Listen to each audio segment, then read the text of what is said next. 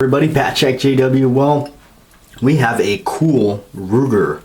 This is a Blackhawk, vintage Blackhawk 357 Magnum. This is really neat. This is it's got a lot of vintage features on it, but yet some modern features that sets it apart from your average cowboy gun. One thing would be of course the sights on it. You got the adjustable sights and ramp sight, which is a lot different from, well, something like this. We got basically your fixed trench sight in the back. That's what I call it. I'm sure there's other terms for it, but your blade sight up front. All right. Now this is a Cimarron Frontier model, one of my favorites.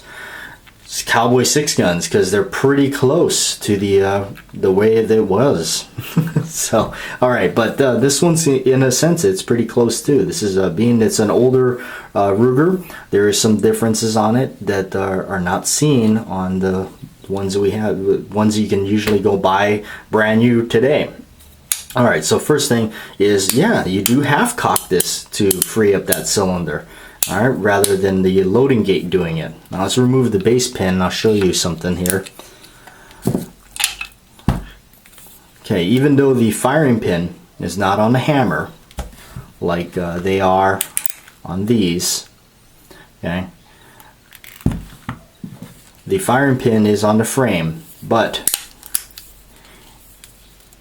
it's still, if you can see it, it still protrudes through the frame when you have the hammer down. Now that could set off a round if you were to hit the hammer there. And I think there might have been an accident with that, and that's why Ruger has changed that since then and introducing a transfer bar. Okay, you see it? I'll move the hammer back and forth so you can actually see it protruding there. So that's kind of what happens here. I'll take the base pin out of this one.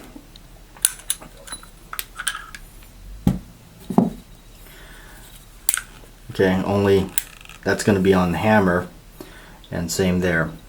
So you would want to load 5 shots in this to safely do this. So you would load 1, skip 1, and I'll show you a demonstration on that. So we'll go ahead and put this thing back together here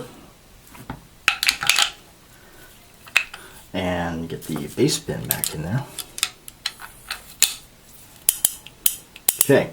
So if you're going to load this thing to safely do this, now you could load 6 if you're on the range and all that, but generally if you're going to be kind of carrying this one around to be cautious, you don't want to be careful. You know, you don't want to have this thing accidentally go off because you dropped it, or if the hammer took a lick. So you would want to, I got some snap caps here. These are some old ones I've had for a long time. Okay, so you want to load 1. Okay, you see it, and skip 1. Then you load the other 4.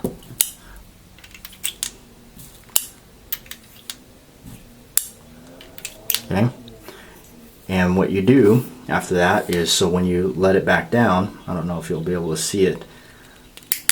Okay, if you watch through the frame and the cylinder, I'm coming down on an empty cylinder now, so there is nothing underneath this hammer that could potentially go off.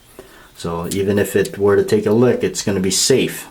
Yes, you only got 5, but that's just to be safe to do this correctly, so you don't shoot yourself accidentally or send a bullet somewhere you don't know where. All right, so that's kind of one of the differences. The other thing you can see here, and I'm not an expert on these things, but let me put this one back together to show you. Okay, now the way Cimarron has incorporated a safety is actually these 2 notches right there, and those if you actually go all the way, okay, for instance, if I go all the way in there, it stops the hammer from going through because the base pin is coming through the frame there. So Cimarron has done that to help protect their shooter. Okay, fix the base pin on that, get it back in ready. Okay, if you notice here, the trigger, I will zoom in here so you can see it a little bit better. The trigger sets up on the left side, meaning the internal parts are kind of the way that they used to make these things. Okay, you'll notice that it sets up closer to the left side, very similar to the Cimarrons. You can actually see the frame is cut out on the bottom closer to the left. That's just the way the mechanisms work. Right there. Neat Ruger. It's definitely a nice vintage throwback Ruger. There is that's how you eject the shells, for those of you that don't know. That's what this is about. That's so you can pop those shells out. So when they're fired and they're expanded, sometimes they're tough to get out of there, so you just use this rod and just push them right out. All right, so yeah, kind of a neat one, an old one, and like I was saying, there is no read the warning or read the owner's manual stampings on these. They're a throwback, so that's before they used to do that. And this one here is made in Southport, Connecticut.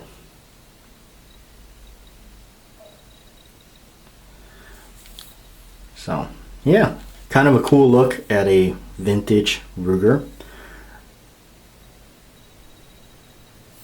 So yeah, all right. I'm Batjack JW. Thanks for tuning in. Like, share, and subscribe, and I'll catch you later on another video.